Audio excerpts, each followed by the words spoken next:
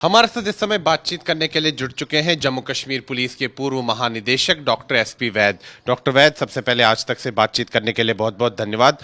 Doctor वैद, पहलगाम में जो बर्बर आतंकी हमला हुआ उसके बाद भारत सरकार ने कई कदम उठाए, पाकिस्तान के खिलाफ कूटनीतिक स्तर के कई कदम उठाए, जैसे सिंधु जल संधि जो है उसको स्थगित किया गया, सस्पेंशन में रखा गया, और जो पाकिस्तानी नेशनल्स यहाँ हमारे देश में लॉन्ग टर्म वीज़ाज पे रह रहे हैं या शॉर्ट टर्म वीज़ाज पर हैं, उनको तुरंत कहा गया कि वो पाकिस्तान जो है वापस चले जाएं। और भी कई कदम उठाए गए हैं, लेकिन समूचे देश से एक मांग उठ रही है कि पाकिस्तान के खिलाफ एक बड़ी सैन्य कार्रवाई होनी चाहिए, क्योंकि पाकिस्तान अपनी हरकतों से बाज नहीं आ रहा। लगातार यहाँ जम्मू कश्मीर में वो आतंकवाद को प्रायोजित कर रहा है। अब हम देख रहे हैं कि दिल्ली में बैठकों का दौर लगातार जारी है। कल जो है प्रधानमंत्री नरेंद्र मोदी ने एक बैठक की अध्यक्षता की, जिसमें चीफ ऑफ डिफेंस स्टाफ थे, रक्षा मंत्री थे, तीनों सेनाओं के जो प्रमुख थे वो भी मौजूद थे, राष्ट्रीय सुरक्षा सलाहकार एनएसए अजीत डोवाल भी थे। और बाद में जो सूत्रों के हवाले से खबर आई कि प्रधानमंत्री नरेंद्र मोदी ने कहा है कि जो हमारी सेनाएं हैं वो पूरी तरह से स्वतंत्र हैं, उनको पूरी वो फ्रीडम देते हैं कि वो अपना जवाब तय करे कब कहाँ कैसे करना है। तो सुरक्षा बल जो है इसके लिए पूरी तरह से स्वतंत्र है। कैसे देखते हैं आप इसे? मैं समझता हूँ जो भारत को रिस्पांस देना है वो उसकी तैयारी हो रही है, और हाईएस्ट लेवल पे प्रधानमंत्री खुद मीटिंग ले रहे हैं। सभी जो एनएसए हैं, सभी सर्विस चीफ्स हैं, सीडीएस हैं, डिफेंस मिनिस्टर हैं, सभी हैं जो इसका फैसला करेंगे कि भारत का रिस्पांस क्या होगा। तो ये ज़रूरी है। देश उम्मीद करता है कि आज नहीं तो कब, क्योंकि पानी अब सर से ऊपर निकल गया। पाकिस्तान जैसा देश जो आतंकवाद को पनपता है और सिर्फ भारत में नहीं पूरी दुनिया में आतंकवादियों को बेचता है, तो आज पूरी दुनिया भारत के साथ खड़ी है। पूरी इवन पॉलिटिकल स्पेक्ट्रम में सभी लोग गवर्नमेंट के साथ, एक्सेप्टिंग एक दो एक्सेप्शंस होते हैं। कुछ कांग्रेस लीडर्स ऐसे बयान दे रहे हैं जिसको पाकिस्तान इस्तेमाल करता है, वो अच्छा नहीं है देश के लिए। इनफैक्ट लोगों को उनको नेम एंड शेम करना चाहिए। देश के खिलाफ आप ऐसा नहीं बोल सकते। लेकिन पाकिस्तान के साथ साथ ज़्यादा खतरा है जो लोग देश के अंदर पाकिस्तान की बोली बोलते हैं, देश के खिलाफ साजिश करते हैं, देश को तोड़ने की, जिसको हमारे एनएसए साहब ने और उस वक़्त के जनरल रावत जो सीडीएस थे उन्होंने बोला था 2.5 फ्रंट वॉर जो है। ये जो अंदर कुछ लोग हैं, वक्त आ गया है उनको भी मैं समझता हूँ कि ठीक करने की ज़रूरत है। वरना भारत को अगर एक डेवलप्ड नेशन बनना है वो मुमकिन नहीं है, क्योंकि अंदर ही लोग तोड़ने वाले हैं। आपका बहुत सारे एनजीओस को आपने देखा भारत सरकार ने बैन किया। डॉक्टर वैद, उस विषय पर मैं आऊँगा, लेकिन सबसे पहले मैं आपकी प्रतिक्रिया इसी पर लेना चाहूँगा कि प्रधानमंत्री ने जो ये बड़ी बात कही है, जो बड़ा संदेश दिया है सुरक्षा बलों को कि वो स्वतंत्र है समय चुनने के लिए, जगह चुनने के लिए, टारगेट चुनने के लिए कि पाकिस्तान को कैसे मुंहतोड़ जवाब देना है। सुरक्षा बल जो है उसके लिए पूरी तरह स्वतंत्र है और सरकार को, देश को पूरा भरोसा है सुरक्षा बलों। बिल्कुल सही कहा प्रधानमंत्री जी ने जो कहा, मैं बिल्कुल उनसे सहमत हूँ। और देशवासी भी यही एक्सपेक्ट करते हैं कि हमारी जो तीनों विंग हैं सर्विसेज के, तीनों सेना, एयरफोर्स, नेवी और भारत की आर्मी, उनको पूर्ण स्वतंत्रता होनी चाहिए डिसाइड करने की। ऑपरेशनल फ्रीडम पूरी होनी चाहिए कि पाकिस्तान को अगर सबक सिखाना है तो किस वक्त, कहाँ, कैसे, क्या करना है। मेरे ख्याल प्रधानमंत्री जी ने उनसे डिटेल में बात करके उनको टोटल ऑपरेशनल फ्रीडम दी है। यही सबसे अच्छा रास्ता है। डॉक्टर एसपी वैद, इस समय भी दिल्ली में बैठकों का दौर लगातार जारी है। कैबिनेट कमेटी ऑन सिक्योरिटी जो है उसकी दूसरी बैठक हो रही है, साथ ही में cabinet committee on political affairs उसकी बैठक भी हो रही है। तो कितना आप इसको महत्वपूर्ण समझते हैं? क्योंकि दूसरी तरफ से विपक्ष मांग कर रहा है कि संसद का एक विशेष सत्र भी बुलाना चाहिए। तो क्या रणनीति बन रही होगी? क्योंकि लोग जो हैं यही चाहते हैं, जैसे कि आपने भी कहा कि पानी जो है अब सिर से ऊपर चला गया है और पाकिस्तान को एक कड़ा संदेश देने की आवश्यकता है, पाकिस्तान को एक सबक सिखाने की आवश्यकता है। तो क्या समझते हैं आप, क्या रणनीति बन रही होगी? किस प्रकार का जवाब पाकिस्तान को इस बार दिया जाएगा? क्योंकि उड़ी में जो आतंकी हमला हुआ, उसके बाद सर्जिकल स्ट्राइक्स हुई, पुलवामा में जो आतंकी हमला हुआ, उसके बाद एयर स्ट्राइक हुई बालाकोट में। इस बार क्या हो सकता है? भारत कैसे जवाब देगा पाकिस्तान को? देखिए, सीसी एस की meeting, cabinet committee on security, तभी होती है जब कोई सिक्योरिटी, देश की सुरक्षा के लिए बहुत अहम मुद्दा हो। इसीलिए 11 बजे आज पीएम ने वो मीटिंग ली है, और मेरे ख्याल उसके बाद ही सीसीपीए की मीटिंग है, चल रही है। हाँ वो चल रही है। Cabinet committee on political affairs, वो भी बहुत रेयरली, उसको सुपर कैबिनेट बोलते हैं, बहुत रेयरली वो मीटिंग होती है। अगर आपको याद होगा, पिछली बार जब बालाकोट हुआ था तब हुई थी। तो इस तरह के अहम फैसले लेने से पहले प्रधानमंत्री सबको कॉन्फिडेंस में लेते हैं। तो ये मीटिंग इसलिए आज अहम है। इसके बाद बाहर आएगा कि क्या फैसले हुए, और मैं समझता हूँ कि एक बहुत क्रूशियल टाइम से भारत गुजर रहा है, और पाकिस्तान की जो आईएसआई और वहाँ की आर्मी है, वो जन्म देती है टेररिज्म को। जब तक आप उसका सर नहीं कुचलेंगे तो ये टेररिज्म नहीं रुकेगा। 35 साल से हम भुगत रहे हैं। टेररिस्ट को हमने हज़ारों की तादाद में मारा, हज़ारों की तादाद, मार मार के भी थक गए। लेकिन जब तक, कहते हैं ना, सांप नहीं, सांप की माँ को मारो।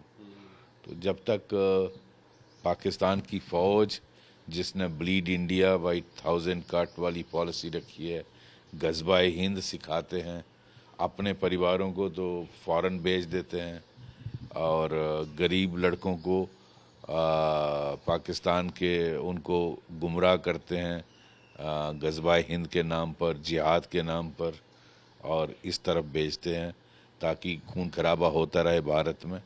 अब वक्त आ गया है, जंग पाकिस्तान के मैदान में ले जानी चाहिए, यहाँ नहीं। और जहाँ तक आपका सवाल है कि क्या क्या ऑप्शन है, सर्जिकल स्ट्राइक हुई, बालाकोट हुआ, बहुत सारे ऑप्शन हैं। उनको मैं कैमरे पे डिस्कस नहीं करना चाहूँगा, वो क्रूशियल सेंसिटिव मैटर है।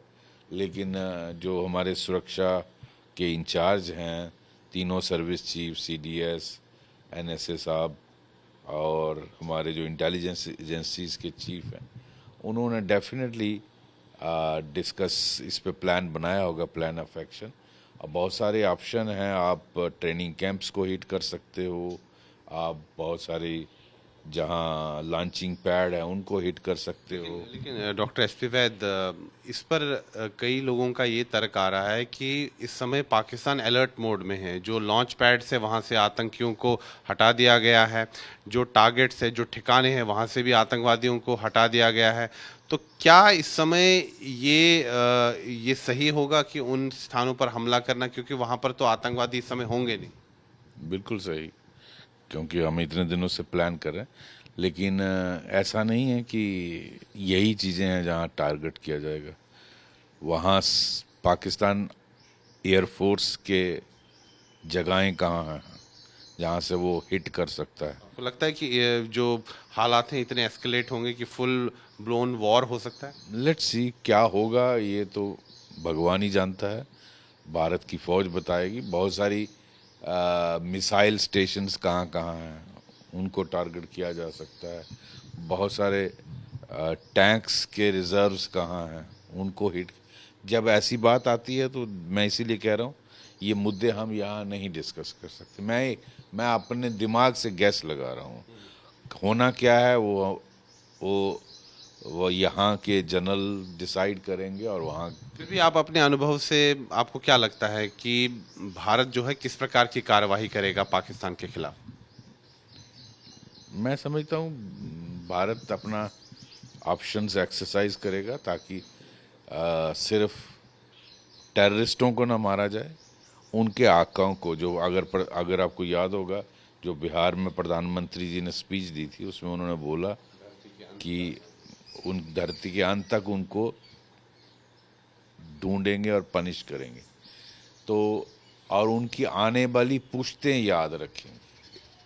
उसमें बहुत गहराई है उस स्टेटमेंट में, तो अब वो किस हद तक जाएगा मुझे मालूम नहीं। तो डॉक्टर एसपी वैद, अगर ये फुल फ्लेज्ड जंग होती है, फुल फ्लेज्ड युद्ध होता है, तो जो अंतर्राष्ट्रीय समीकरण है, जो जियो पॉलिटिक्स है इस समय, आपको क्या लगता है कि क्या अमेरिका का क्या रोल होगा, फिर रूस का क्या रोल होगा, चीन का क्या रोल होगा?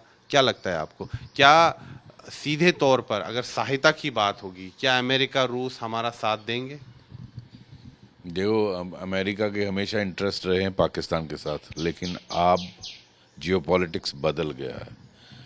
उसको ज़रूरत थी पाकिस्तान की, जब रशिया को काउंटर करने के लिए उनको चाहिए था। आज वो स्थिति नहीं है। आज उनका एनिमी नंबर 1 चाइना है, रशिया नहीं है। और चाइना को, in spite of Ukraine Russia war, China को ही सबसे बड़ा कंपिटिटर, दुश्मन जो भी माना जाता है, और उसके लिए उनको भारत की ज़रूरत है, पाकिस्तान की नहीं। तो दुनिया के सभी देश भारत के साथ टेररिज्म के खिलाफ खड़े हैं। क्या हमें ये भी तैयारी करनी होगी कि अंतर्राष्ट्रीय समुदाय जो है और जो हमारे मित्र देश हैं, कि अगर युद्ध होता है तो वो हमारी सीधे तौर पर सहायता करें? देखिए, हमें किसी की सहायता की ज़रूरत नहीं है, हम खुद डील कर सकते हैं। सिर्फ हम ये कहते हैं कि आप टेररिज्म के ऊपर जो हम प्रहार करेंगे, आप पाकिस्तान की मदद नहीं करिए, क्योंकि वही सारी दुनिया के लिए जननी है टेररिज्म। इसीलिए चीन की बड़ी बात आती है कि चीन का क्या रोल होगा। मैं आ रहा हूँ उसमें। चीन पाकिस्तान का पिछले कुछ सालों से दोस्त बना हुआ है। ऑल वेदर एलाइज कहते हैं। हिमालय से ऊंची और समुंदर से गहरी दोस्ती बताते, लेकिन पाकिस्तान को उसने लोन दिया है, वो जो बना रहा है, क्या बोलते हैं, कॉरिडोर, इकोनॉमिक कॉरिडोर है। इंडिया में उसकी ह्यूज मार्केट है, क्या वो अफोर्ड कर सकता है? जब ट्रेड वॉर चल रही है अमेरिका के साथ, इंडिया जैसी मार्केट के साथ, वो आज जो इकोनॉमिक हालत है चाइना की अंदरूनी, क्या वो अफोर्ड कर सकता है? मुझे लगता नहीं ओपनली आएगा। हाँ, इनडायरेक्टली पाकिस्तान को वेपन देगा, यूएन में रेजोल्यूशन में मदद करेगा, न्यूट्रल भी रह सकता है। तो मुझे लगता है इसकी ज़्यादा फिक्र नहीं करनी चाहिए। सिर्फ हमारी अपील होनी चाहिए सभी देशों को कि आप हमें किसी की मदद नहीं चाहिए, लेकिन आप पाकिस्तान के साथ जो हमारी टेररिज्म के खिलाफ जंग है, उसमें आप पाकिस्तान के साथ मत खड़ा होइए।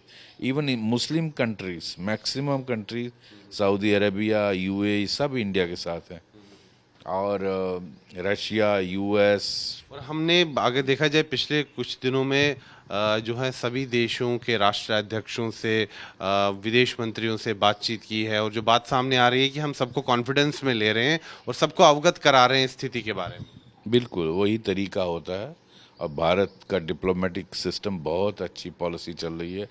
अब डॉक्टर एस जयशंकर और उनके अधिकारी सब ब्रीफ कर रहे हैं सभी एम्बेसडर्स को, सभी हाई कमिश्नर्स को, और मैं समझता हूँ यूएन सिक्योरिटी काउंसिल के जितने permanent and non permanent member है उनको भी ब्रीफ किया गया है।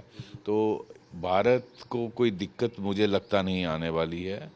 और टेररिज्म के खिलाफ वैसे भी सभी देश हैं, एक्सेप्टिंग थोड़ा चाइना की हमेशा पॉलिसी रहती है। टर्की की बात, basically Turkey, Azerbaijan, Turkey, Azerbaijan और चाइना, यही है ना पाकिस्तान के साथ। टर्की और अजरबैजान ज़्यादा डिफरेंस नहीं कर सकते। हाँ, चाइना इज सुपर पावर और वो हमें तकलीफ दे सकता है। लेकिन मुझे लगता है आज के सर्कमस्टांसिस में चाइना वैसे हमेशा अनडिपेंडेबल कंट्री रहा है, नेबर रहा है। उसको हमेशा दिखता है कि भारत को, वो बेसिकली पाकिस्तान को यूज़ कर रहा है भारत को चेकमेट करने के लिए, क्योंकि वो देखता है भारत को एज ए कॉम्पिटिटर। तो मुझे नहीं लगता इस तरह से वो ओपनली आएगा। अगर आएगा तो डजेंट मैटर। मेरे ख्याल अगर आपको, ये धर्म युद्ध है और इसमें अगर कोई उस तरफ से भी खड़ा होगा, फ़र्क, उसके लिए घबराना नहीं चाहिए। ये वक्त है जो भगवान कृष्ण ने अर्जुन को बताया था, आज वही वक्त आ गया है। तो मैं कहता हूँ अगर आज नहीं तो कब, अब नहीं तो कब। डॉक्टर एसपी वैद, आपने बात की संयुक्त राष्ट्र सुरक्षा परिषद की, चूंकि उसमें 10 जो हैं अस्थाई सदस्य होते हैं, नॉन परमानेंट मेंबर्स होते हैं, 5 तो स्थायी हैं ही जिनके पास वीटो का अधिकार भी होता है।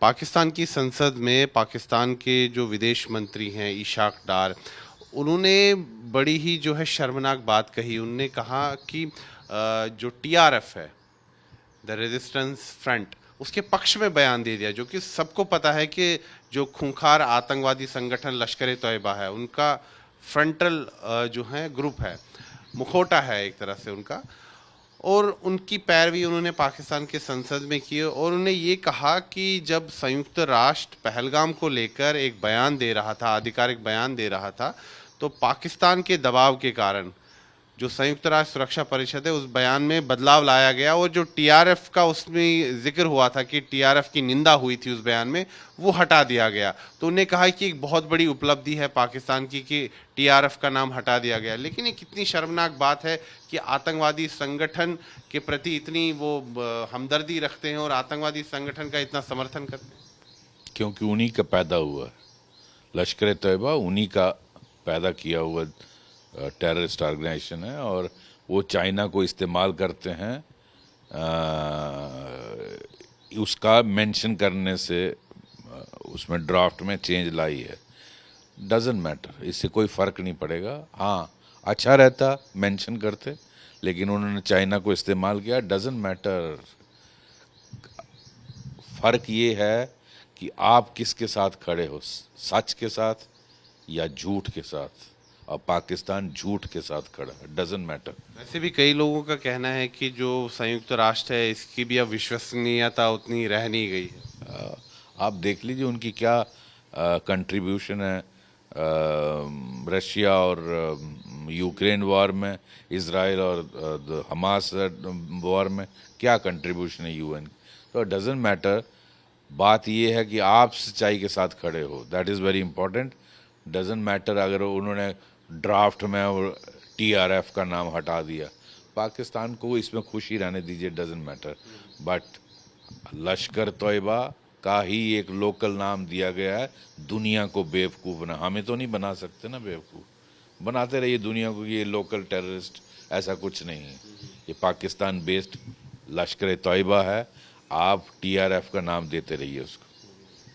कई बार अभी जो पाकिस्तान के जो एस्टैब्लिशमेंट में जो लोग बैठे हैं, जैसे कि के हिस्से का पंजाब, वहाँ की जो मुख्यमंत्री है मरियम नवाज, वो कह रही हैं कि पाकिस्तान के पास परमाणु बम है। सभी कह रहे हैं, वो रेलवे मिनिस्टर भी कह रहे हैं। वो उनका इंफॉर्मेशन दूसरा कौन मिनिस्टर, हाँ, इशाक डार बोलता है, पता नहीं और कौन कौन बोलता है। Doesn't matter. इंडिया से सुना कभी किसी, इंडिया के पास भी परमाणु हथियार, कोई एक स्टेटमेंट सुना कि हमारे पास परमाणु? बेसिकली वो दुनिया को दिखा रहे हैं कि हमारे पास परमाणु हथियार है और 2 न्यूक्लियर पावर का युद्ध हो जाएगा तो दुनिया बर्बाद हो जाएगी, तो आके भारत को रोको। Responsible states don't give such statements. जो जिम्मेदार देश होते हैं वो ऐसे बयान नहीं देते। आपने कभी अमेरिका से सुना, आपने कभी चीन से, रशिया से, भारत से सुना कि हमारे पास न्यूक्लियर बम है तो हम यूज़ कर देंगे? ये जो क्या थोथा बाजेगा ना, वो वाली बात है। Let them say this, doesn't matter. Doctor SP Vaid, एक और महत्वपूर्ण विषय है। ब्रिक्स देशों के जो विदेश मंत्री हैं उनका सम्मेलन ब्राज़ील में चल रहा है, और जो रूस के विदेश मंत्री हैं सर्गेई लार्वेव, उनने कल एक बहुत बड़ा बयान दिया है वहाँ पे। उन्होंने कहा है कि रूस जो है वो संयुक्त राष्ट्र सुरक्षा परिषद के रिफॉर्म्स के पक्ष में है, उसमें सुधारों के पक्ष में है, और रूस चाहता है कि भारत और ब्राज़ील जो है वो स्थायी सदस्य बने, यानी कि जो परमानेंट एलीट क्लब है यूएन का, उसमें भारत को सदस्यता मिले, जिसकी भारत जो है काफ़ी समय से कोशिश कर रहा है। कि हालांकि रूस का ये हमेशा से कंसिस्टेंट स्टैंड रहा है, लेकिन एक तरह से रिएटरेशन है। तो कितना महत्वपूर्ण समझते हैं आप इस बयान को इस समय जब भारत और पाकिस्तान में तनाव है? बिल्कुल सही बयान है। ये तो स्टैंड रशिया का हमेशा रहा है।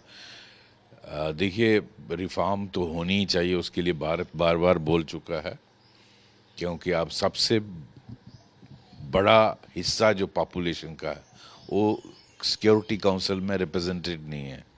पूरा अफ्रीका नहीं है, पूरा साउथ अमेरिका नहीं है, पूरा एशिया स्वाय चीन के नहीं है। और भारत आज सबसे बड़ा पॉपुलेशन वाइज मुल्क है, तो आप किस बेसिस पे भारत को बाहर रखोगे?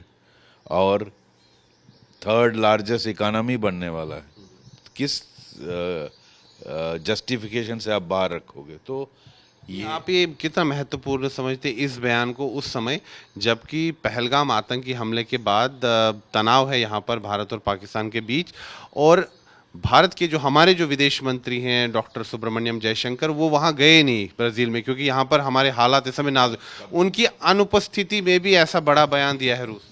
बहुत अहम बयान है और दुनिया को इसका नोटिस लेना चाहिए। क्या ये संदेश पाकिस्तान की तरफ भी? सभी के लिए है, ये सभी के लिए, चाइना के लिए भी, पाकिस्तान के लिए ये बहुत अहम बयान है। और मैं समझता हूँ ये दिखाता है कि रशिया और भारत की कितनी ज़बरदस्त दोस्ती। जिस प्रकार से जो पहलगाम आतंकी हमले के बाद जो कई कार्रवाई की सरकार ने, उसमें एक महत्वपूर्ण जो फैसला लिया गया कि जो पाकिस्तान के नागरिक हमारे देश में रह रहे हैं, लॉन्ग टर्म वीज़ाज़ पे रह रहे हैं, शॉर्ट टर्म वीज़ाज़ पे रह रहे हैं, उनको कहा गया कि जल्दी से भारत से निकल जाए और पाकिस्तान अपने जो देश में चले जाएं।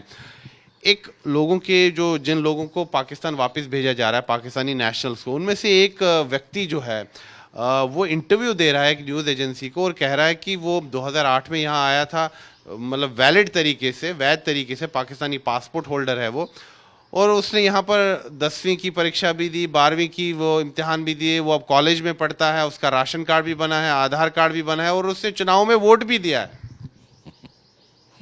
ये दिखाता है कि हमारा सिस्टम में कितनी कमजोरियां हैं। बहुत, ये तो काफ़ी गंभीर विषय है, ऐसे तो कई लोग होंगे। वही वही मैं कह रहा हूँ, मैं यही कह रहा हूँ कि कितनी वीकनेसेस हमारे सिस्टम में, इसको ठीक करने की ज़रूरत है भारत को। ये धर्मशाला नहीं है कि कोई भी, और पाकिस्तान का बंदा आकर यहाँ एग्ज़ाम दे रहा है, यार कहाँ है हम? कुछ तो सुधार करिए इसको, जिसको भी करना है। ये और कैसे नकली कागज़ बनते हैं, उन अफसरों को डिसमिस क्यों नहीं किया जाता है जो इस तरह के कागज़ पाकिस्तानी सिटीज़न को बना के देते हैं?